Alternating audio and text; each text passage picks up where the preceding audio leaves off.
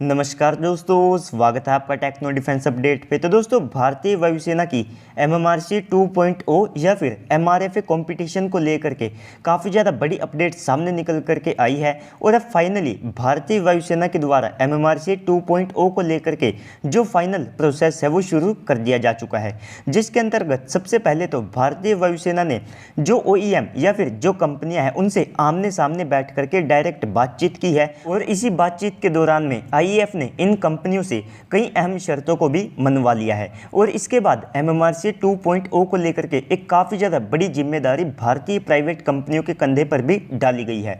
तो सबसे पहले तो IAF ने MMRC 2.0 डील को लेकर के एक बड़ा फैसला ये लिया था कि इसको अब by global make in India route के माध्यम से किया जाएगा, जिससे कि हमारी जो प्राइवेट कंपनियां हैं उनको भी यहाँ पर काफ़ी ज़्यादा एक्सपीरियंस मिल सके।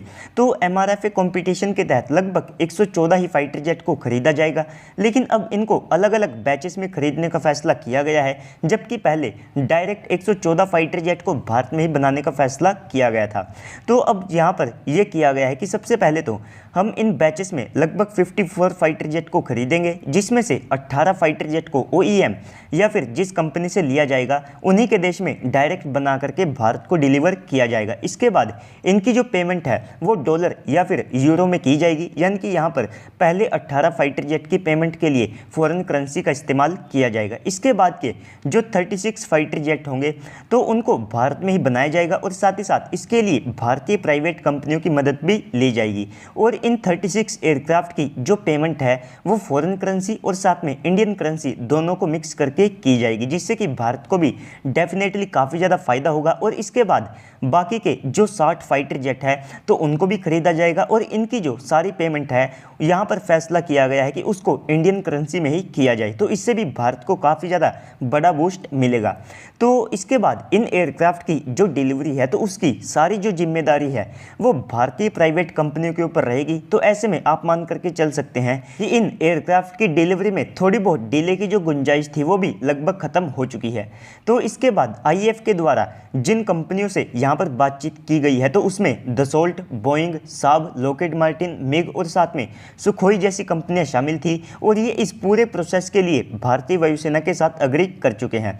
तो इस टेंडर की जो कॉस्ट है वो 1.5 लाख करोड़ के आसपास रहने वाली है। अगर आपको डॉलर में बताऊं तो ये जो कॉस्ट है ये 19 से लेकर के 20 बिलियन US डॉलर के आसपास रहेगी, जो कि अपने आप में काफ़ी ज़्यादा बड़ा अमाउंट है। और अगर आप फ्रांस जैसी कंट्री को देखते हैं तो वो भारत को इंजन जैसी क्रिटिकल टेक्नोलॉजी को भी देने के लिए मान चुका है, और साथ ही साथ भविष्य में हो सकता है कि भारत MMRC डील के माध्यम से यहाँ पर जो IP राइट्स है उनका भी कुछ सोल्यूशन निकाल ले, क्योंकि फ्रांस को अब ये जो 20 बिलियन US डॉलर का अमाउंट है ये अपने पाले में आता दिख रहा है। तो ऐसे में भारत के द्वारा ये भी फैसला किया गया है कि इस करेंसी से यहाँ पर ये जो फाइटर जेट होंगे तो इसमें 60% से ज़्यादा स्वदेशी सामग्री का इस्तेमाल किया जा सकता होगा। तो इसके बाद अगर आप बात करते हैं कि किस विदेशी कंपनी के फाइटर जेट को इस डील के अंतर्गत सिलेक्ट किया जाएगा और साथ ही साथ जॉइंट वेंचर के लिए किन भारतीय कंपनियों को यहाँ पर सिलेक्ट किया जाएगा, तो सबसे पहले तो अगर आप विदेशी कंपनियों की बात करते हैं तो इस टेंडर में